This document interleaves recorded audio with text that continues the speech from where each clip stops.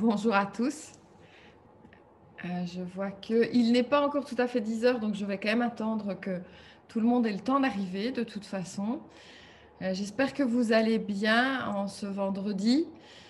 C'est la dernière ligne droite avant le congé, avant ce petit week-end, donc j'imagine que vous êtes tous impatients. Je vais commencer l'enregistrement pour vous permettre de revoir des éléments que vous n'auriez pas compris, par exemple. N'oubliez pas que vous pouvez toujours donc revoir les webinaires sur la chaîne YouTube Flex for Imo. Généralement, on les partage également dans le groupe Flex for Imo sur Facebook, mais je dois avouer que ça nous arrive d'oublier de le partager puisqu'ils sont automatiquement versés sur la chaîne YouTube. Je vais quand même vous saluer quelques instants avec la vidéo. Donc voilà, tout ce que vous ne comprendrez pas, de toute façon, je vous rappelle que vous avez toujours l'occasion de poser des questions, et soit pendant le webinaire, donc en bas de votre écran, vous avez la possibilité de converser ou de poser des questions. Vous pouvez également lever la main si vous avez une question. Normalement, je verrai la notification. Ça m'arrive de ne pas la voir, auquel cas, n'hésitez pas à insister. Donc, quoi qu'il arrive, vous avez toujours la possibilité de revenir vers nous avec des questions si jamais vous en avez besoin. Alors, on va rentrer dans le vif du sujet aujourd'hui et on va voir donc 10 façons de vous démarquer de vos concurrents, sachant que dans l'immobilier, on sait très bien que c'est un domaine qui est ultra copié. Maintenant, donc, j'ai tenu quand même à débuter le petit webinaire par une citation: la concurrence à craindre est celui qui ne s'inquiète jamais de vous et continue à améliorer sa propre affaire. Dans le sens où c'est très bien de s'inquiéter de ce que fait la concurrence, mais concentrez-vous vraiment, vraiment très, très fort sur ce que vous êtes en train de faire, vous, pour accroître vos résultats, parce que actuellement souvent je vois je réagis, je demande à faire de la com parce que mon concurrent fait de la com, sauf qu'il aurait été le premier à le faire et que c'est pas en réaction qu'il faut prendre des mesures. Normalement, l'idée c'est de vous penser à améliorer la structure de votre entreprise et son fonctionnement plutôt qu'en réaction par rapport à ce que les autres ont fait ou n'ont pas fait. Je vois par exemple, je vous donne un exemple typique actuellement. Actuellement, dans certaines régions plus reculées de la Belgique, tout le monde, au même moment, vient me voir pour des plans de communication, là maintenant. Des gens de la même ville, hein, du même coin, ils ont la même idée. Il y en a plusieurs que j'ai vus déjà il y a 2 ans. Et c'est maintenant que tous reviennent vers moi, parce qu'au départ, ils n'en ressentaient pas le besoin parce que les autres ne le faisaient pas. C'est une erreur, évidemment, ils vont tous se lancer en même temps et ça va donner finalement un impact moins grand que s'ils l'avaient fait il y a 2 ans. Sans compter qu'il faut comprendre que, par exemple, les réseaux sociaux ou les zones d'achat telles que Google Ads, etc., ce sont des espaces qui coûtent de plus en plus cher au plus ils évoluent. Donc, si vous aviez commencé il y a 2 ans, les résultats que vous auriez obtenus aujourd'hui seraient plus grands qu'en commençant maintenant. C'est toujours comme ça. Mais ça a été la même chose pour vous situer dans les Ardennes. Les Ardennes ont commencé un peu plus tard que, par exemple, Bruxelles, qui a été vraiment l'endroit où ça a démarré en Wallonie, enfin Wallonie-Bruxelles. Liège a suivi très rapidement. Les Ardennes ont tardé un petit peu, mais ils sont tous lancés en même temps également. Donc, n'oubliez pas que la première chose à vous dire, c'est que vaut toujours mieux en matière de marketing être le premier que le suivant. Et ne vous inquiétez pas trop de ce que font du coup vos concurrents directs s'ils vous copient. Alors, rapidement, je me présente pour ceux qui ne m'auraient jamais rencontrée. Je suis Christelle, mais on m'appelle toujours Chris. Je suis blogueuse pour imparfaite.be, ce qui petit à petit m'a amenée à devenir donc la directrice de FlexVision et donc de son département Flex for Imo, qui est uniquement dédié à l'immobilier. Et je suis chroniqueuse également pour la RTBF. Je fais vite, voilà. Donc, si certains se renseignent à mon sujet, c'est souvent un petit peu compliqué de comprendre ce que je fais chez Imparfaite, ce que je fais à la RTBF et ce que je fais chez FlexVision.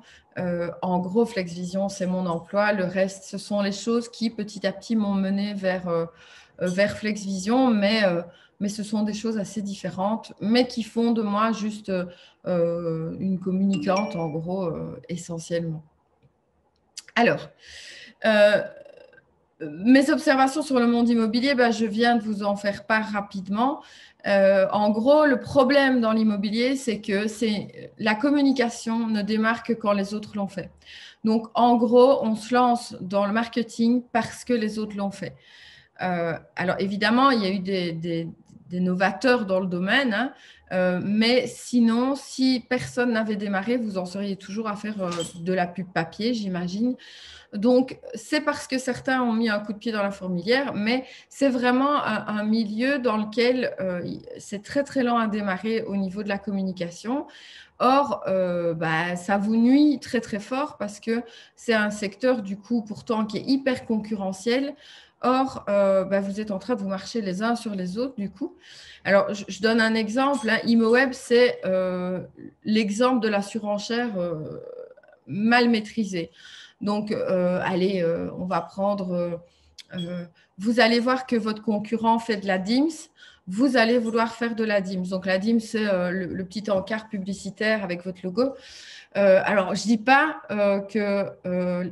si je dis en fait que la DIMS ne sert à rien, vous allez faire de la DIMS, ça va vous coûter 250 € par mois en moyenne x 12, je vous laisse faire le total. Et vous n'allez pas du tout voir si ça a donné des résultats. Mais simplement, mon concurrent le fait, donc moi, je vais le faire aussi du coup, parce que si lui le fait, il ne faudrait pas que je ne le fasse pas. Or, la DIMS, nous, pour avoir étudié le problème, ne génère aucun résultat. Je ne dis pas du tout qu'ImoWeb ne génère pas de résultat, pas du tout. Je parle de la DIMS précisément.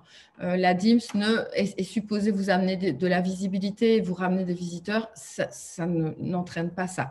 Il n'y a aucune statistique qui arrive à prouver que la DIMS génère du résultat. C'est un exemple, mais vous allez voir votre concurrent qui va finalement… Alors, bien sûr que tout le monde met ses annonces de vente, c'est logique, mais vous allez voir votre concurrent qui, en plus, rajoute des bannières et des machins partout, etc. sur ImoWeb, vous allez faire pareil, sans pourtant vous tracasser du résultat que ça génère ou pas. Simplement, on surenchérit pour faire plus que l'autre et faire plus que l'autre sans se préoccuper du résultat. Et ça, pour moi, c'est une erreur magistrale parce que ça veut dire que parfois, vous dépensez des fortunes. Hein. J'ai rencontré des agences qui dépensent des fortunes en bannières partout, en fait, sans pour autant savoir si ces bannières génèrent quoi que ce soit comme résultat. Souvent, elles n'en génèrent pas.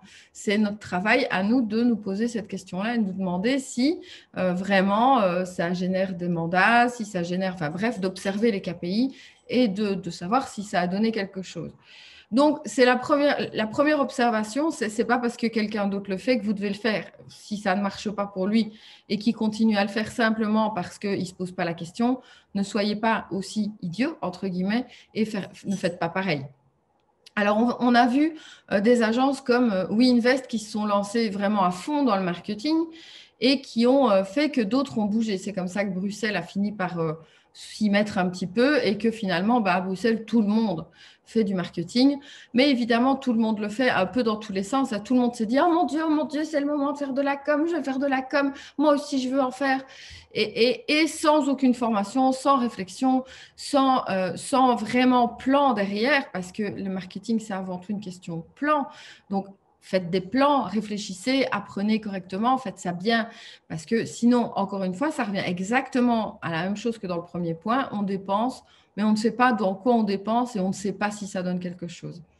Alors, et un autre point, tout le monde copie le bon élève de la région. Je prends l'exemple de mes clients. Généralement, on va avoir le client qui est le premier de sa région à vouloir faire de la com de façon professionnelle. Alors, on va mettre au point une réflexion et puis tout autour, toutes les agences autour vont faire la même chose. C'est super drôle à voir parce que c'est quasi immédiat et quasi obligatoire. Tout le monde copie. Tout le monde copie et évidemment, la plupart du temps, tout le monde copie mal parce que on voit la surface, mais on ne voit pas ce qu'il y a derrière. Donc, on copie en faisant plus ou moins ce qu'on a vu, et puis c'est maladroit. Donc, voilà, ça, c'est pour moi les observations actuelles sur le monde immobilier. Il y a vraiment un problème de compréhension de la nécessité du marketing et finalement un retard dans les décisions. Alors, je tiens quand même à dire malgré tout que se démarquer, ça ne veut pas dire réinventer la roue, hein. On va voir ensemble des éléments qui peuvent réellement générer des résultats, mais ce n'est pas parce que elles vont être suivies par tout le monde que ça donnera la même chose chez tout le monde. Je prends un exemple, on nous demande toujours en rendez-vous, bah oui, mais si je travaille avec vous, comme vous travaillez déjà avec tel concurrent, bah, vous allez faire la même chose. Alors, ce n'est pas parce qu'on applique plus ou moins une recette similaire que visuellement, ça donne la même chose. En gros, chaque personne et chaque agence a son image. Et moi, ce que je crois, c'est que de grosses agences avec de très belles images marketing, etc., vont se démarquer avec chacune son type de public et qu'il y a de la place pour ces grosses agences. Par contre, en effet, je pense que ce développement des agences qui vont avoir pignon sur rue va rendre les choses plus difficiles pour un agent solitaire qui souhaite rester un peu solo.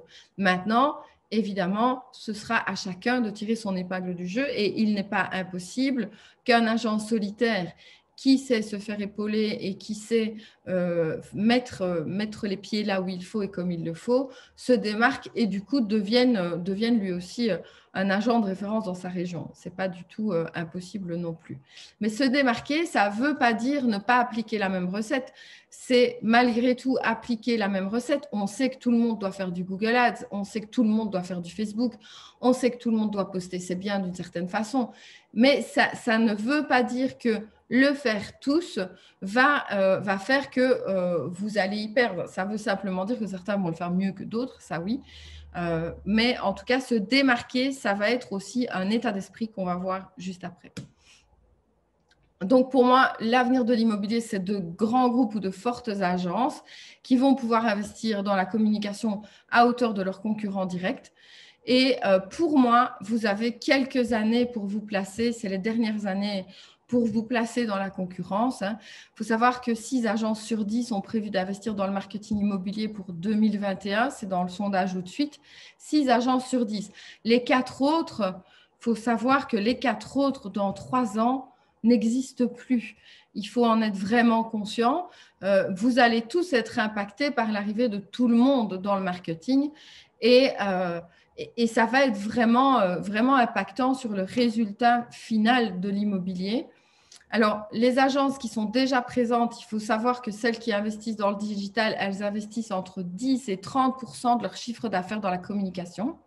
Alors, il faut comprendre que chaque fois quand je remets un devis, par exemple, on dit « Ah ouais, mais c'est quasiment mes bénéfices de l'année. » Oui, sauf que on a la preuve sur les 10 dernières années que toutes les agences qui ont investi n'ont fait que voir leur chiffre d'affaires augmenter. Ce n'est pas quelque chose que vous allez… La com, ce n'est pas une dépense qui ne revient pas. C'est un investissement qui revient immédiatement. Ce n'est pas comme acheter une voiture, quoi. On n'est pas du tout dans le même esprit. On a déjà vu des agences qui sont parties déficitaires et qui, grâce à la com, se sont retrouvés dans le positif en un an, en partant parfois de pertes de 100 000 euros qui se sont relevés en un an et qui en 2 ans sont de nouveau carrément dans la réussite. Donc, il faut comprendre qu'il vous reste quelques dernières années pour se placer et qu'il n'y a pas à se dire « Ah bah oui, mais les fonds…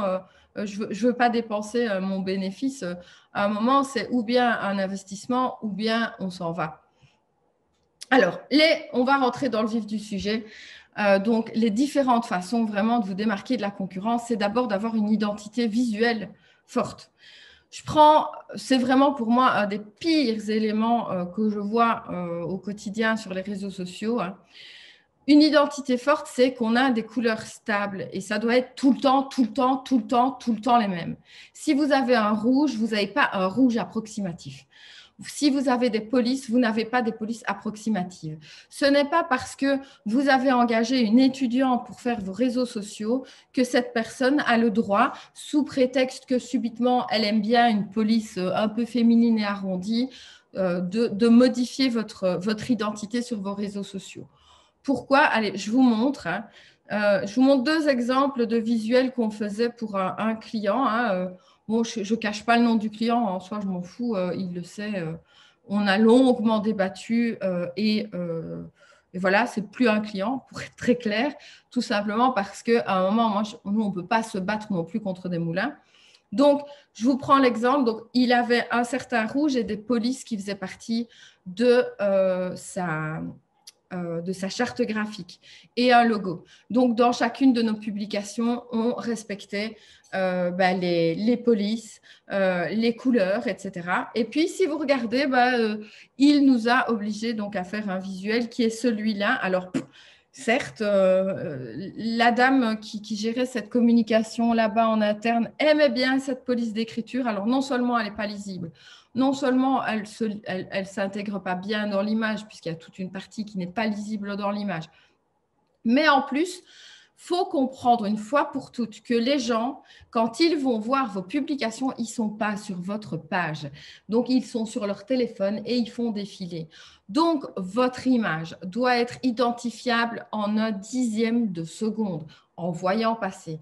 Or, si vous prenez le visuel que je vous ai montré qui ne fonctionne pas, c'est un visuel qui n'est pas du tout attribuable aux clients concernés. Peu importe qu'il y ait une petite pastille sur le côté, la petite pastille de sa page, ce ne sera pas reconnu par la personne qui surfe rapidement. Donc, normalement, une identité, c'est une seule vraie couleur. Enfin, une seule, on peut aller jusque 3 couleurs. Mais je vois aussi des gens, on va le voir plus loin, qui en ont 15, des couleurs dans leur logo. Calmons-nous, s'il vous plaît, pour que quelqu'un intègre une identité. Il n'y a qu'une seule couleur ou 2 couleurs ou 3 couleurs maximum. Donc, vous avez 1, 2 ou 3 couleurs. Ces couleurs ne doivent pas être approximatives. Et on ne joue pas avec ces couleurs. Elles sont stables en permanence. C'est-à-dire que, oui, elles peuvent être en surimpression avec un léger flou ou autre, mais ça doit être reconnaissable à chaque fois. Quand vous allez faire vos panneaux, parce que vous voulez un panneau moins cher et que le gars n'est pas capable de vous imprimer la bonne couleur précisément et que vous vous retrouvez avec un rouge légèrement orangé par rapport à votre rouge de base, vous êtes en train de détruire votre image parce que peut-être que vos panneaux, vous allez en placer 50 dans la région, et bien ces 50-là, vous les jetez par la fenêtre parce que votre identité n'est pas respectée. Donc, le premier point, c'est d'avoir une réelle identité hyper puissante. Je vous prends quelques exemples. Ici, vous avez un visuel donc pour un de mes clients. On voit, c'est rouge, il y a le logo sur l'image, etc. C'est son rouge, blablabli, blablabla. Et on a ses polices. Alors, si je prenais un community manager, donc, parce que souvent, une des erreurs typiques que les agences font aussi, c'est de prendre un community manager qui va s'occuper de tout. Donc, un community manager qui va devoir essayer de se démerder pour référencer votre site web comme s'il était web développeur. Il va devoir faire les visuels comme s'il était graphiste et il va devoir rédiger comme s'il était community. Bon, si je laissais faire ça par quelqu'un qui est community manager, souvent, il va avoir envie de faire un joli visuel de Saint-Valentin parce qu'il a trouvé ça sur Canva et que c'était super beau et que voilà, il aimait bien. Alors, je suis désolée, j'ai l'air ironique, mais je le suis pour de vrai, en effet. Donc, pourquoi ça ne va pas, ce visuel? C'est mignon, hein, je ne dis pas, on s'en fout que ce soit mignon, en fait. C'est un visuel qui est jeté à la poubelle, concrètement. Parce que, oui, il est fait, oui, vous souhaitez la Saint-Valentin à votre audience, mais non, elle ne vous reconnaît pas. Donc, l'un dans l'autre, quel est l'intérêt? Aucun. Poubelle. Donc, ça, c'est typique de quand on confie la com à quelqu'un qui n'est pas graphiste. Parce que le graphiste, lui, dans son âme et conscience, il y a vraiment l'idée de la charte graphique. Le community, ça ne fait pas vraiment partie de ce qu'il a appris. Alors, le deuxième point, mieux vous connaître, c'est vraiment important. Donc, mieux vous connaître, c'est comprendre quelle est votre différence par rapport aux autres. Il y a de la place pour tout le monde pour peu que vous ayez une vraie différence. Alors, tout le monde peut avoir une différence. Alors, la différence, ce n'est pas oui, je suis plus proche de mes clients, ce qu'on me dit à chaque fois. À chaque fois. Donc, la vraie différence, c'est quoi? C'est avoir un vrai domaine de compétences. Un domaine qui est bien à vous. Est-ce que vous faites dans le prestige? Est-ce que vous faites plutôt dans le résidentiel traditionnel? Si oui, c'est quoi votre fourchette de prix? Est-ce que vous faites dans la seconde résidence? Est-ce que vous faites beaucoup de viager, du syndic, de la location? Bref, vouloir tout faire, c'est ne rien faire complètement. Je vous le dis tout de suite. Je sais qu'on a envie de faire du chiffre et donc d'un peu bouffer à tous les râteliers, mais à un moment, ça vous dessert. Donc, situez-vous. Si vous faites du prestige, c'est un type de communication. Si vous faites du résidentiel traditionnel petit budget, c'est un type de communication. Si vous faites du résidentiel traditionnel moyen de gamme, c'est un style de communication. Si vous faites du syndic, c'est de la pédagogie. Si vous faites du viager, c'est de la pédagogie. Il faut expliquer aux gens. Le syndic, ils ne comprennent pas. Le viager, ils ne comprennent pas. Si vous faites de la location, c'est encore un autre message. Mais vous allez en principe choisir votre domaine de compétence et taper sur le clou. C'est comme ça que vous allez réellement vous tirer du lot et faire qu'on va vous identifier et ne penser qu'à vous dans une certaine situation. Alors, il y a aussi, pour vous situer dans votre différence, le fait de bien comprendre votre offre de service. C'est-à-dire que bon, allez, actuellement, j'ai plein de gens aussi qui sont en train de me dire ah, mais moi, je fais du 1%. Déjà, personnellement, moi, ça m'horrifie. Comment est-ce que vous allez survivre avec du 1%? Je ne sais pas. Mais admettons, vous faites du 1% parce que vous n'avez pas le choix, parce qu'il y a trop de concurrence. Bon. Et là, on me dit, je fais du 1%, mais je fais les mêmes services que les autres. Donc, à qualité égale, on paye moins cher.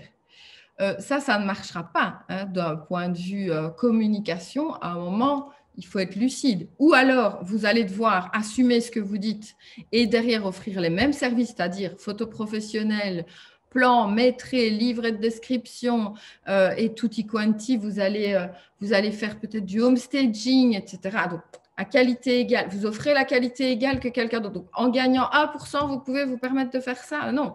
Si vous voulez faire du 1%, par exemple, il faut ouvertement dire à vos clients, OK, on vous accompagne, on coûte moins cher que les autres parce qu'on en fera moins. Mais on va vous coûter moins cher. Et qu'est-ce que vous allez récolter comme type de public? Un public qui va mettre moins d'argent. Tout simplement, un public fauché quelque part qui n'a pas le budget.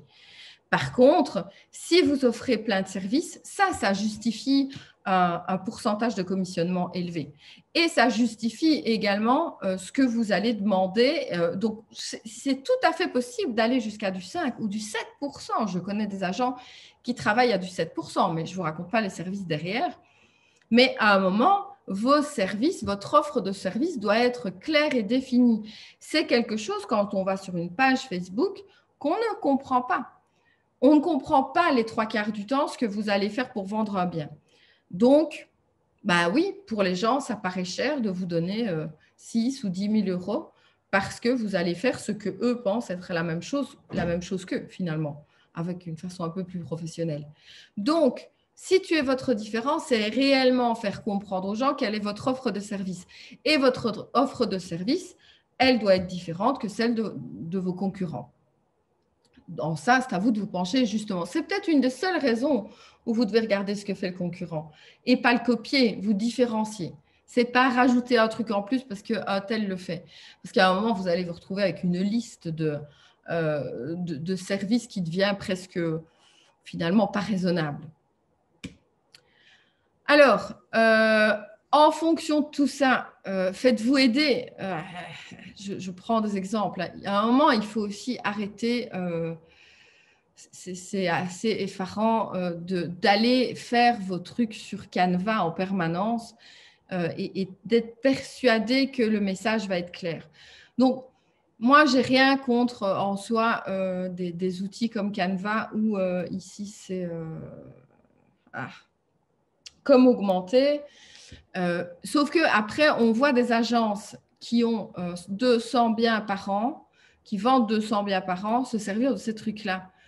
Mais ces machins-là, c'est fait pour un agent qui est tout seul et qui n'a pas de quoi se différencier des autres. Hein.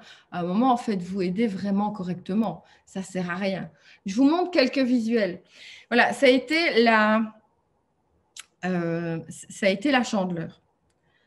Alors, la Chandeleur, j'ai vu plein d'agences qui partageaient une photo de crêpe sans logo, sans couleur, enfin sans leur couleur, sans rien. Et c'était le même message. Ah, joyeuse Chandeleur. Oui, ben c'est bien. Alors là, je vous montre quelques visuels qui, chacun, ont l'image de leur client. C'est-à-dire vraiment, donc on a la première qui est un peu avec un peu d'humour parce que c'est une page Facebook qui a un peu d'humour. La deuxième qui a vraiment plus d'humour. Alors ici, on vise la deuxième, donc vous avez de la pâte, vous avez du sucre.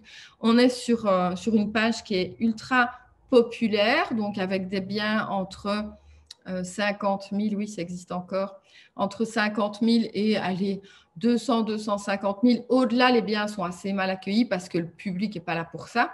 Donc, eh ben, on a fait une publication populaire qui est sympa, qui a bien marché, évidemment, parce que les gens, ça les fait rire. On a une troisième où on est dans du milieu de gamme financier. Ça reste élégant, c'est chaleureux, accueillant, sympathique. On a sur le quatrième, on est carrément dans une page qui est hyper conventionnelle, on va dire, avec un langage très conventionnel. On en a une autre où l'objectif était de générer de l'engagement, c'est-à-dire de faire réagir l'audience. Et donc là, on l'interrogeait.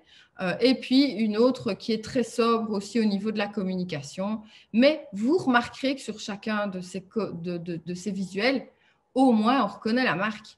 Or, j'ai vu plein de gens qui postaient un truc où il n'y avait même pas leur logo. À quoi ça sert? Dans un feed, à quoi ça sert? Les gens vont même pas voir votre truc, quoi.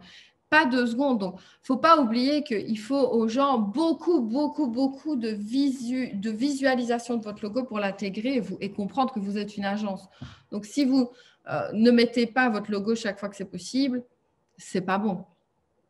Alors, le troisième point, devenez régulier. Donc, en fait, il ne s'agit pas de poster pour poster, il ne s'agit pas de se mettre à la com 3 jours parce que ce qu'on voit aussi beaucoup, c'est on a confié la com à la secrétaire et alors les jours où elle n'a pas trop de boulot, elle fait des posts, les jours où elle a du boulot, elle n'en fait pas. Pour l'algorithme, c'est vraiment catastrophique. Donc, pour être régulier, pour vous différencier des autres, soyez régulier parce que justement, tous ceux qui ne font pas qui font de la com en amateur, ils ne sont pas réguliers. Donc, vous allez vous différencier en étant régulier. C'est-à-dire être présent quotidiennement sur Facebook et sur Instagram, si vous y êtes, du moins. C'est aussi être présent sur LinkedIn de façon régulière, c'est-à-dire que mettez-vous réellement un échéancier du type 3 posts par semaine. Mais aussi, et là, vous allez vous différencier encore plus via les newsletters.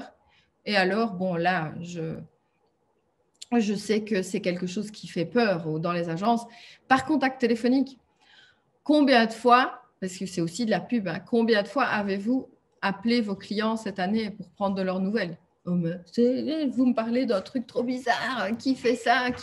Toutes les grandes boîtes américaines d'immobilier font ça. Ça s'appelle simplement de l'entretien du client. Oui, on peut appeler un client avec lequel on a traité l'année passée pour dire « Ah bah tiens, je vous appelle pour prendre un peu de vos nouvelles. » Croyez bien que ça, dans le genre résultat, vous ne trouverez pas mieux hein, parce que la personne dont vous avez pris des nouvelles après 1 an après la vente va dire à tout le monde, en tout cas, franchement, cet agent-là, il est sidérant, te rends compte, j'ai rien à vendre actuellement, il prend de mes nouvelles. Croyez bien que cette personne-là, quand elle va entendre quelqu'un dire qu'il essaye de vendre sa maison et qu'il n'y arrive pas, elle citera votre nom. Hein. Donc, alors, je sais que quelque part, ça demande du temps parce que quand j'en parle à des clients, chaque fois, on me dit « Ah, mais tu ne te rends pas compte ?» Si, je me rends compte.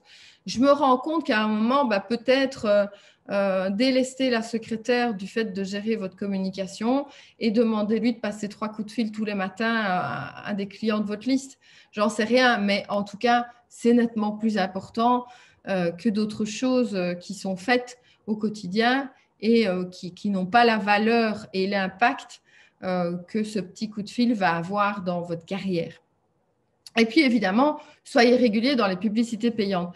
Il y en a beaucoup, dites-vous, qui ont comme processus de faire de la com par à-coup.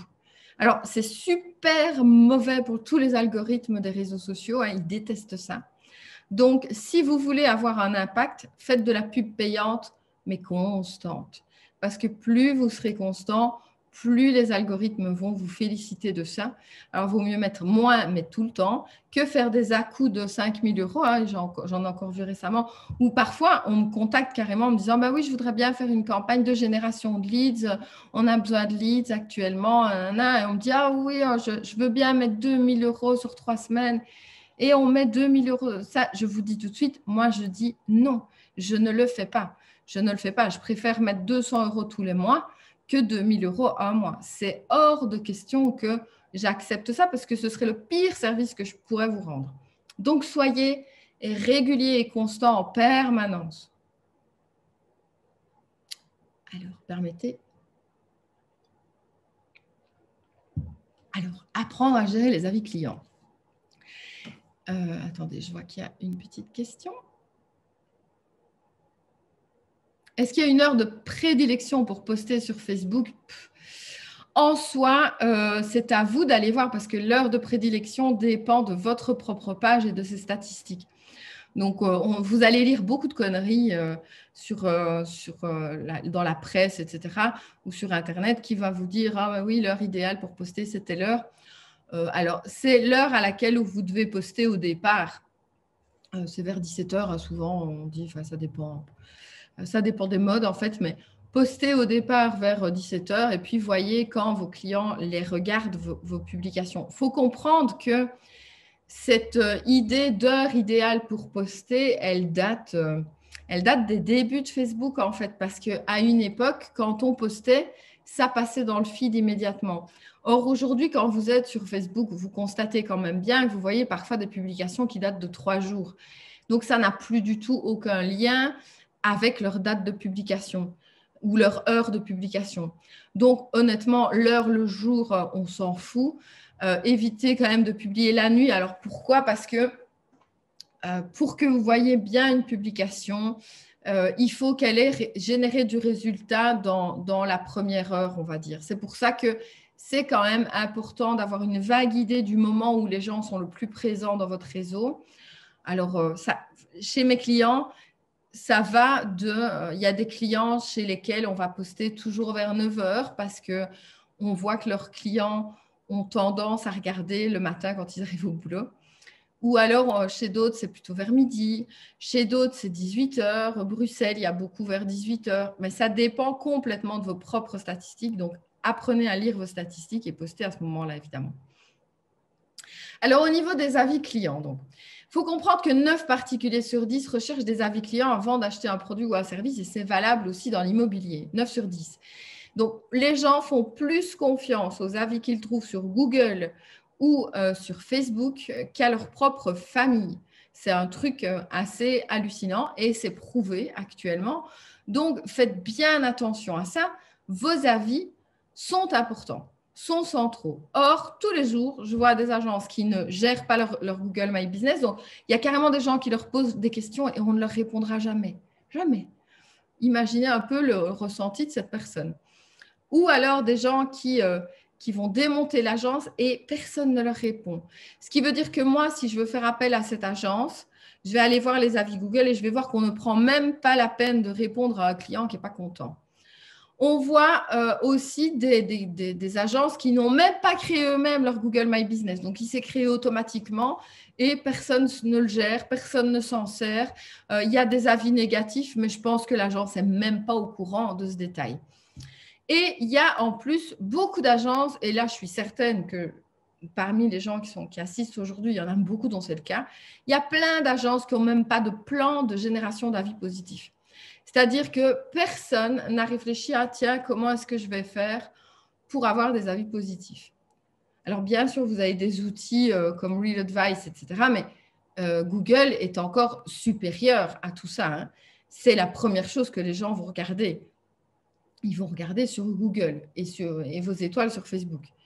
Bon, maintenant, c'est Google quand même qui prime. Qui plus est, n'oubliez pas que votre cote Google va jouer dans le fait que vous arriviez dans les classements, dans les classements des résultats.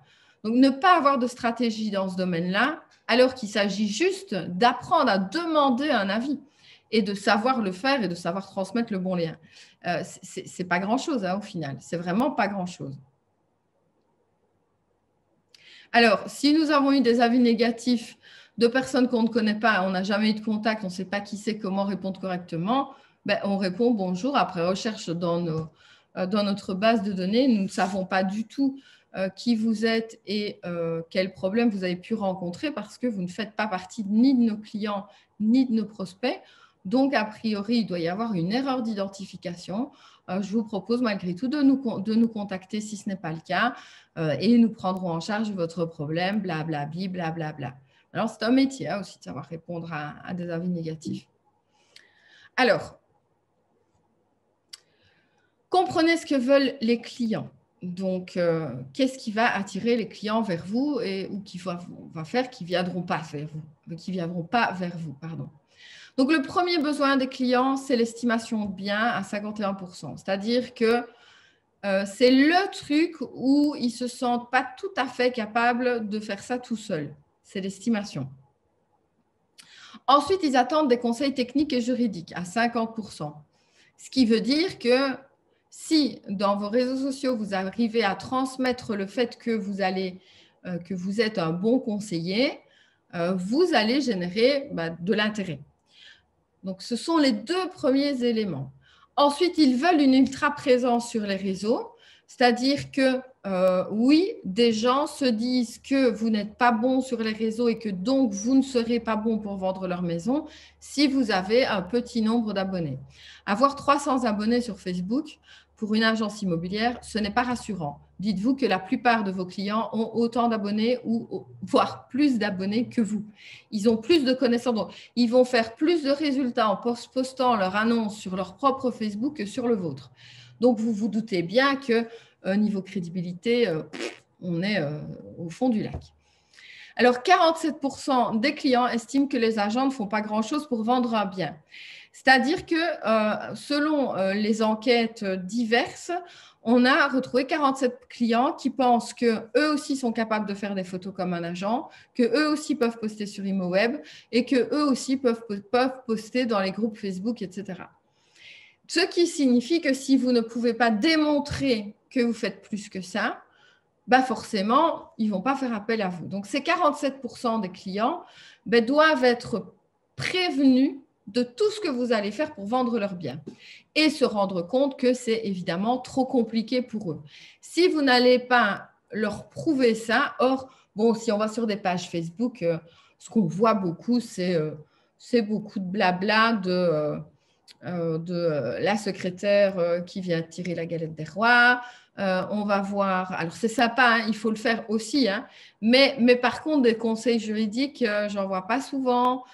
Ou alors ils sont très incomplets, ou alors vous voulez garder la science pour vous au cas où vous donneriez des conseils en trop, comme je suis en train de le faire. Si je pourrais ne rien vous dire de tout ça. Or, les agences, évidemment, qui ont pignon sur rue, elles vont plutôt avoir tendance à écouter ce que je raconte, à se dire que ce n'est pas débile et à venir vers moi. Donc, vous devriez réfléchir de la même façon. N'hésitez pas à donner beaucoup pour avoir des clients qui viennent vers vous. C'est logique, c'est complètement logique parce que ce n'est pas parce que ici vous êtes en train de comprendre ce que je raconte que vous êtes capable de le mettre en place. Dites-vous la même chose pour votre client. Si vous lui expliquez par A plus B comment, par exemple, on peut évaluer un bien, ce n'est pas pour ça qu'il va être capable de le faire. Si vous lui expliquez qu'il faut avoir de la connaissance du marché, qu'il faut connaître le prix moyen des biens vendus dans sa rue, etc., ça ne va pas lui tomber du ciel à la connaissance. Donc, à un moment, vous pouvez donner des choses, ils ne se débrouilleront quand même pas sans vous. Donc, n'hésitez pas à donner des choses pour finalement attirer aussi leur attention finalement. Et voilà, c'est vraiment un des éléments principaux.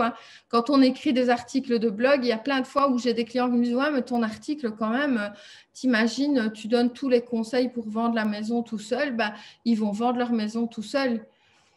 Sauf qu'après 2 semaines après ne pas avoir eu de coup de fil, étant donné que dans cet article, on a dit 10 fois que en déant le mois, s'ils n'ont pas vendu, ils ne vont pas se débrouiller tout seuls et qu'ils risquent de brûler leurs biens et qu'ils risquent de perdre de l'argent. Le client, quelques temps après, il finit par percuter qu'il a peut-être bien besoin de vous. Et de qui va-t-il se rappeler? De la personne chez qui il a lu cet article. Alors, Si vous voulez vous différencier de la concurrence aussi, 15 minutes d'attente. Alors, c'est un horrible chiffre, hein, mais il est prouvé que si vous rappelez un client qui a pris contact avec vous dans les 15 minutes après sa prise de contact, il y a 85% de chances qu'il devienne votre client et qu'il vous confie le mandat. Alors, je sais que là, je suis en train de vous dire un truc qui est horrible et que toutes les secrétaires des agences, tout ça, me disent « Ah, mon Dieu, mais c'est monstrueux ce que tu dis, tu ne te rends pas compte. Oui, mais on a aussi tous les clients qui sont déjà en cours, à qui on doit donner des réponses, etc., etc., etc. » Oui, mais ce qui vous fait vivre, ce sont avant tout les mandats. Ils doivent être prioritaires à toute autre chose.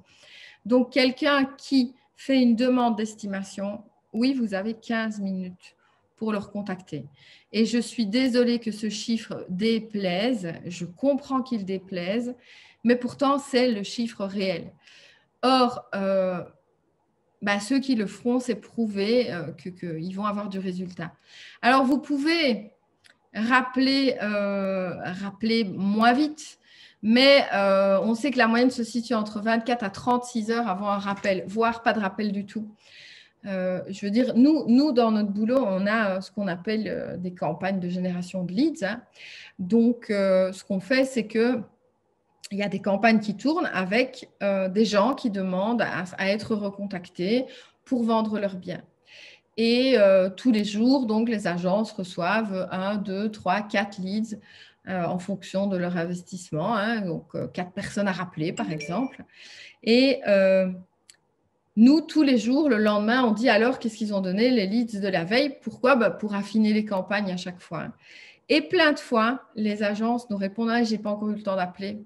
Ah, non, je n'ai pas encore eu le temps d'appeler. » Et ce n'est pas grave, je les appellerai tous le vendredi. Vous pensez bien que la personne qui le lundi a demandé une estimation de sa maison, quand vous allez la rappeler le vendredi, soit elle a déjà trouvé quelqu'un d'autre, soit elle s'est dit que vous n'en avez rien à faire et donc elle ne fera pas affaire avec vous, soit elle a peut-être même déjà vendu sa maison, ou soit elle aura carrément oublié qu'elle a demandé. Hein, parce qu'après, on nous dit « Ah bah oui, mais quand j'ai appelé, la personne, elle ne se rappelait pas. » Oui, 5 jours après, c'est fort possible. Parce que sur les réseaux, les gens réagissent à un stimulus immédiat, ils réagissent immédiatement et si on ne donne pas suite rapidement, c'est oublié.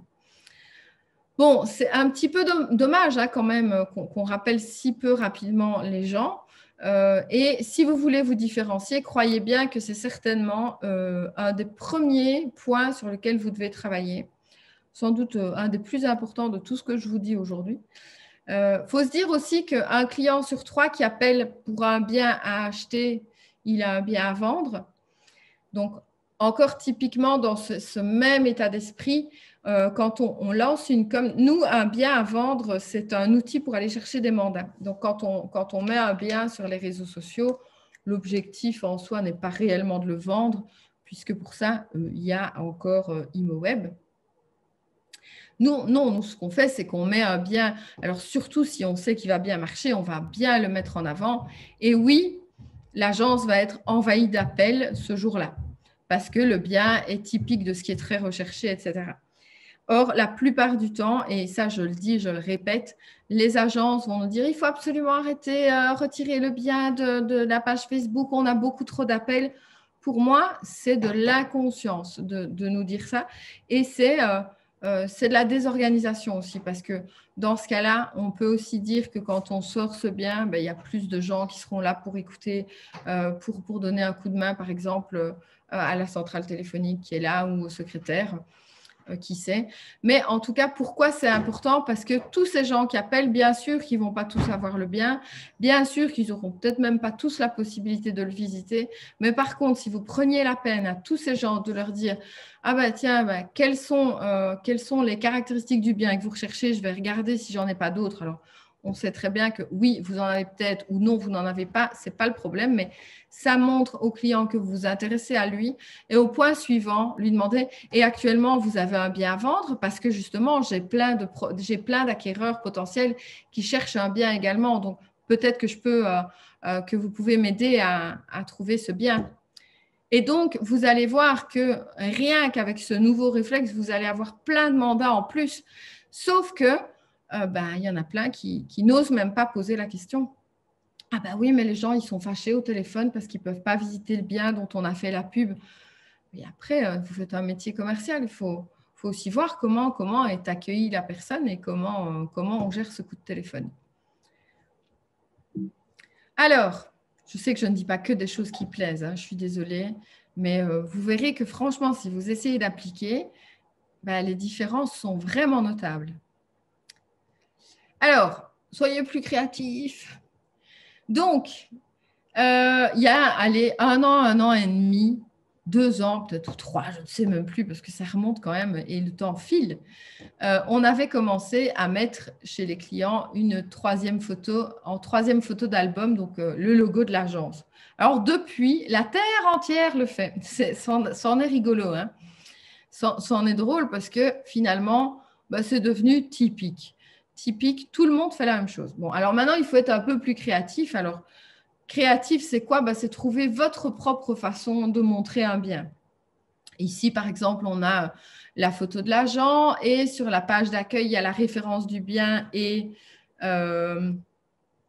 les informations sur le bien, sa localisation, etc. Ici, c'est un collage en accueil et 3 visuels adaptés au bien.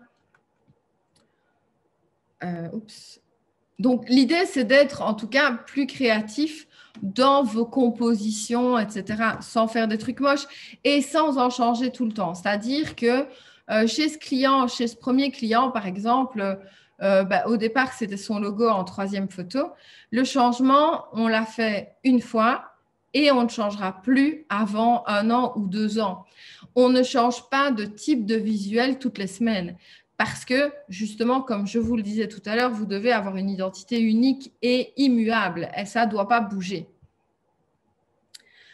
Alors, même chose au niveau de la créativité, c'est bien d'avoir des mails de mariage automatiques si vous êtes chez Wise, par exemple, et que tous les gens qui sont inscrits à votre base de données avec leurs caractéristiques de bien, ils reçoivent un mail automatique. Alors moi, je veux bien, c'est bien, c'est efficace, mais sauf que ce sera moins efficace que des compléments comme celui-là. Je prends ça, c'est une newsletter qui est envoyée. Envoyer une newsletter avec régularité, on se dit que ça a peu d'impact. Généralement, elles ont à peu près 40% de taux d'ouverture. Donc, il y a 40% des clients de nos agences qui ouvrent les mails. On ne peut pas dire, du coup, c'est souvent des agences qui ont en 10 et 40 000 inscrits dans leur Wise ou dans leur... trou de mémoire. Soit dans leur autre logiciel immobilier.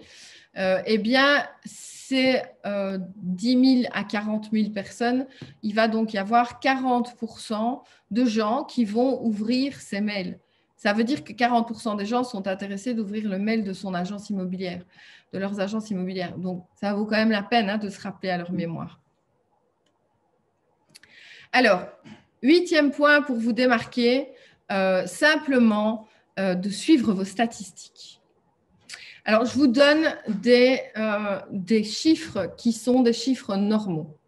Donc, ici sont des chiffres d'une agence entre 150 et 250 biens vendus par an, ce qui veut dire que vous devez calculer une proportion. Si vous vendez 50 biens, divisé par 3, par exemple. Si vous vendez, vous avez compris l'idée, si vous vendez 30 biens, divisé par 5, etc.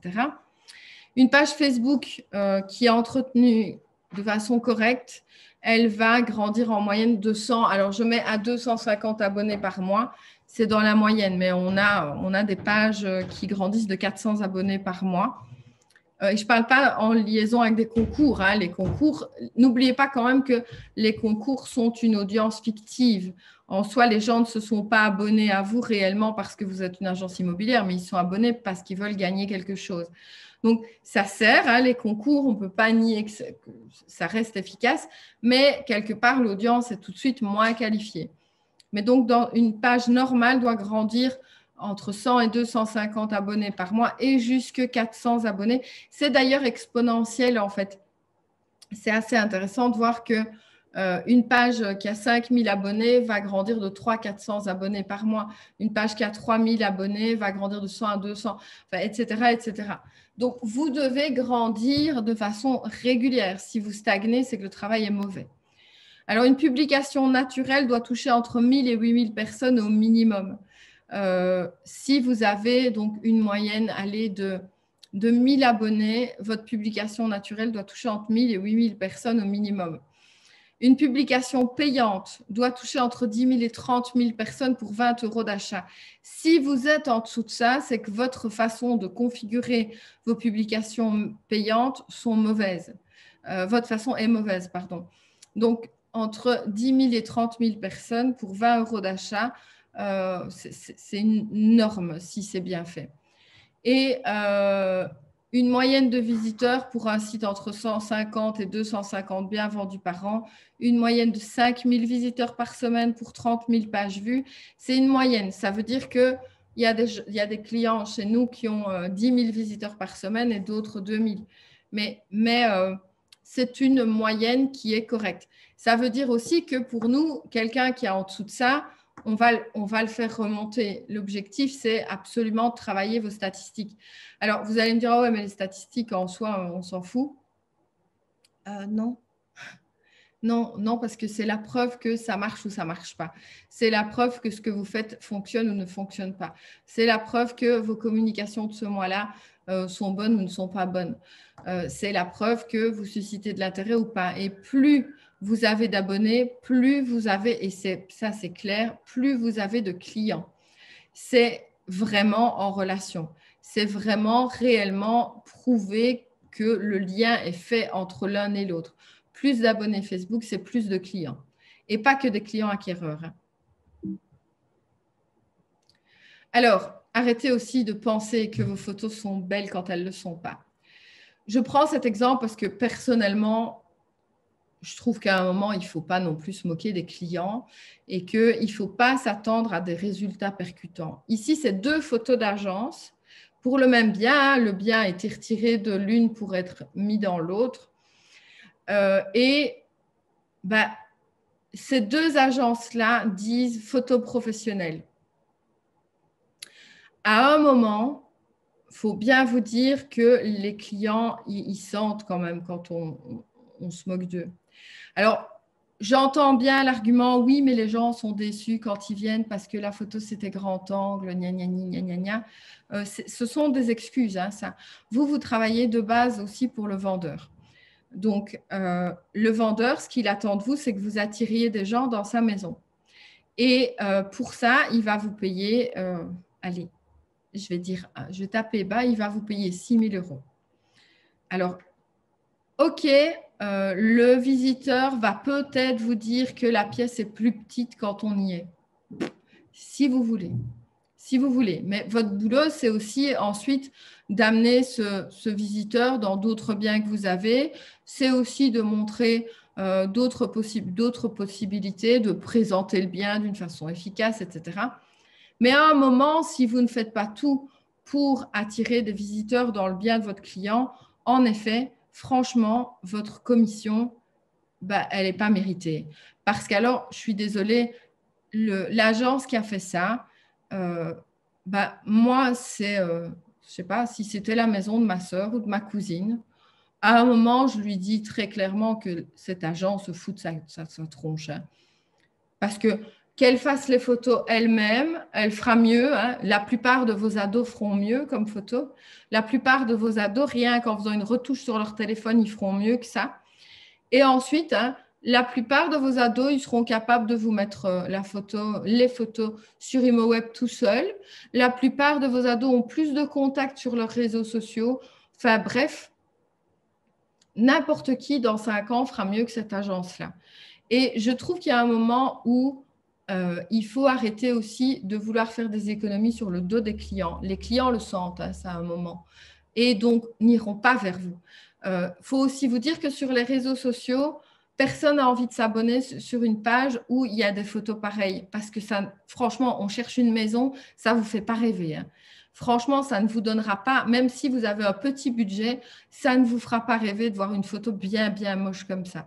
Donc, à un moment, il faut prendre conscience qu'on est en 2021, que l'image est essentielle et que l'image, c'est aussi toutes les photos qu'on diffuse. Et les photos, ben, elles doivent au minimum être cadrées correctement, avoir une lumière qui est correcte, avoir une visibilité qui est correcte, et ça ne doit pas être fait avec un iPhone, sûrement un iPhone 4. Enfin, bref, quand j'ai des clients qui viennent avec des photos comme ça, je leur dis, mais moi, je veux bien, mais je ne suis pas magicienne. Je ne vais pas pouvoir dire à des vendeurs, on fait des photos professionnelles en mettant une photo comme ça en dessous.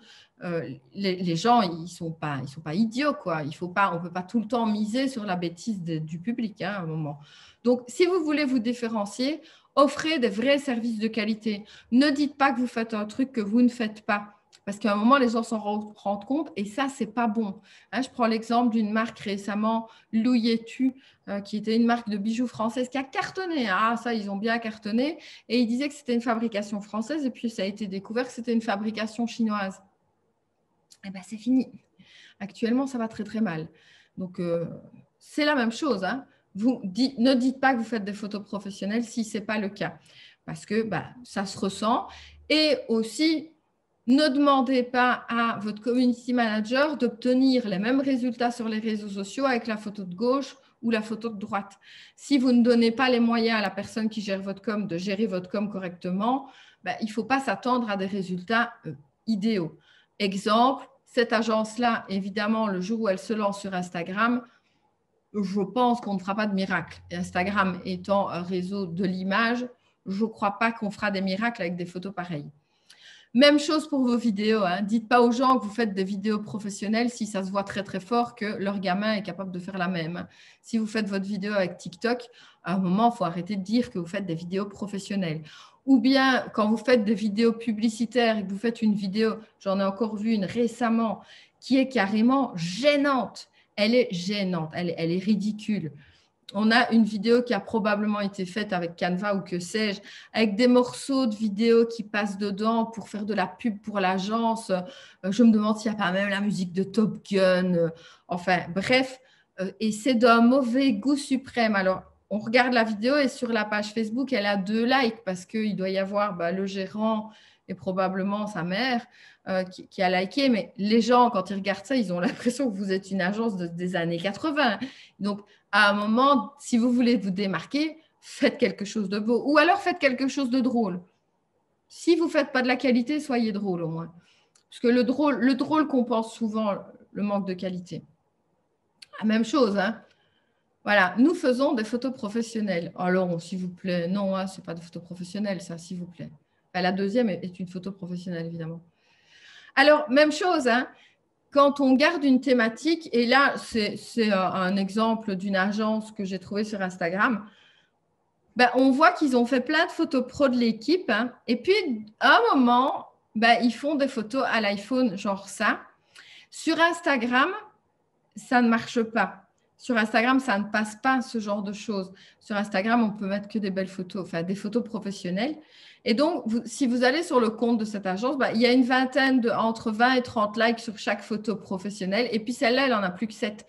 Pourquoi? Parce que dans le feed Instagram, les gens ne vont pas avoir le réflexe de liker. On like quelque chose qui est joli, qui a des jolies couleurs, etc. Alors, vous allez me dire, oui, mais là, s'il veut fêter la réussite de la vente de cette maison, oui, il peut bien sûr fêter la réussite de la vente de cette maison, mais alors, je ne sais pas, trouvez une autre solution pour le faire. Il y a plein d'autres façons de mettre en avant une vente réussie. Si vous voulez absolument le faire avec l'agent de vente, prenez un trépied, un appareil photo, retouchez la photo derrière pour qu'elle se marie bien avec les autres photos sur les côtés. Ajoutez un ciel quand même, parce qu'il n'y a rien de plus déprimant qu'un ciel blanc. Alors, quand je dis ajouter un ciel, on ne parle pas d'ajouter un ciel avec les outils gratuits qu'il y a sur les téléphones. Hein, ça aussi, je vois beaucoup. Ajouter un ciel bleu, quand c'est fait par un pro, un photographe, c'est beau. Quand c'est fait par un amateur sur un outil qui sélectionne le ciel comme il peut et qui va aussi croire que, je ne sais pas moi, un des personnages au fond, c'est un bout de ciel et qui va lui faire une tête bleue, ça se voit. Ça, c'est un peu aussi la preuve d'un manque de professionnalisme. Et puis, soyez humain. Alors, qu'est-ce que je veux dire par soyez humain? C'est que il y a beaucoup trop de publications hyper bateau où, bah, voilà, quand je parle de la vidéo qui était super moche tout à l'heure, bah, cette vidéo, on ne voyait pas l'agence. Donc, ça disait que c'était la meilleure agence de la Terre et de l'univers. Hein, à grands coups d'avion qui passaient, des trucs. Enfin, c'était fou, avec Top Gun. Et des mots qui apparaissaient, qui disparaissaient, mais on ne voyait pas d'être humain. On n'entendait personne parler. On ne voyait pas je sais pas moi, de bureau, de rien. En fait, c'était froid, c'était glacial et ça n'avait pas grand intérêt. À part à part s'auto-jeter des fleurs, hein, il n'y avait pas d'âme. Donc, à un moment, pour être humain, c'est-à-dire présenter une équipe, vous pouvez aller par exemple sur les réseaux sociaux de cette agence-là, c'est Colorimo à Namur. Ben, toute l'équipe a une petite vidéo. Donc, chaque membre de l'équipe a une petite vidéo hyper sympa de eux qui se présentent. Et le patron a quelques vidéos où lui explique ce qu'il fait vraiment avec ses mots à lui. Il explique ce qu'il fait pour vendre un bien et comment ça le préoccupe de bien faire un bon service pour ses clients. Ça va vous différencier évidemment des autres. C'est obligé d'avoir des résultats puisque subitement, vous avez une image, vous êtes quelqu'un, vous êtes sympa et vous devenez un être humain normal plutôt que l'agent immobilier qu'on imagine en train de gratter pour avoir un peu d'argent. Alors voilà, j'en ai fini. Je sais que je n'ai pas dit que des choses positives. Alors je regarde un petit peu, parce que je vois qu'il y a des questions, mais je ne peux pas les lire. Qu'est-ce qui se passe? Bon, je vais regarder pour les questions après quand j'arrêterai de partager. Je ne sais pas pourquoi je ne peux plus y accéder. Mais donc, d'abord, où vous pouvez nous retrouver au quotidien sur le groupe Flex for Imo sur Facebook. On vient aussi de faire notre Instagram, donc @flexforimo. Et sur LinkedIn, vous pouvez me retrouver sur mon profil, donc Christelle Charlier, ou sur le profil de l'équipe, qui est le profil de FlexVision. On se retrouvera de toute façon le mois prochain pour traiter d'un autre sujet. Je vais essayer de voir si je vois vos questions. Alors, est-ce que répondre trop rapidement n'est pas aussi un signe qu'on n'a pas grand-chose à faire? Personne ne va jamais se dire ça. Hein. Je ne sais pas si vous avez déjà essayé d'appeler, je sais pas, vous par exemple, vous savez, vous, le fournisseur d'Internet, et que personne ne vous répond. Est-ce que vous vous dites, oh, ils ont trop à faire? Non, vous vous dites, espèce de gros emmerdeur, réponds, je suis en train de t'appeler, j'ai besoin de toi. Donc, non, personne ne va jamais se dire que vous n'avez rien à faire. Un quart d'heure pour rappeler, ce n'est pas non plus ce n'est pas 3 minutes. Hein. On rappelle dans le quart d'heure et on dit, excusez-moi, j'étais en rendez-vous avec un client et je me fais un plaisir de vous rappeler rapidement. Voilà. Donc, non, bien sûr que personne ne va jamais se dire, en tout cas, ou alors demandez-vous si vous êtes déjà dit en appelant quelque part, oh tiens, ils n'ont rien à faire. Non, vous vous êtes juste dit, oh waouh, quel service impeccable. Le webinaire sera disponible sur la chaîne YouTube Flex for Imo, comme toujours. Il faut souvent quelques jours pour qu'on puisse le diffuser là-bas, puisqu'il faut le retraiter un petit coup. Donc voilà, je ne sais pas si vous aviez encore d'autres questions. Je regarde si j'ai répondu à tout le monde. Voilà, donc j'ai répondu à cette question. Je crois que j'ai répondu à tout le monde, a priori. Ah oui, non, là j'ai encore une question. Oui, donc est-ce que c'est possible finalement de mettre en place tout ça en même temps? Bon, tout ça en même temps, c'est beaucoup de choses évidemment, mais il y a certaines choses parmi celles-là qui ne sont pas difficiles à mettre en place. Poser une question à la fin d'un appel, ce n'est pas difficile à mettre en place. C'est simplement une autre mise en œuvre. Vous devez former votre équipe si vous avez une équipe ou vous formez-vous si vous êtes tout seul, mais c'est vite fait de rajouter une question. Donc, n'hésitez pas à le faire. Vous verrez que ça changera pas mal de choses. Je pense que j'ai terminé. Je vous souhaite un bon vendredi et on se retrouve le mois prochain. À bientôt.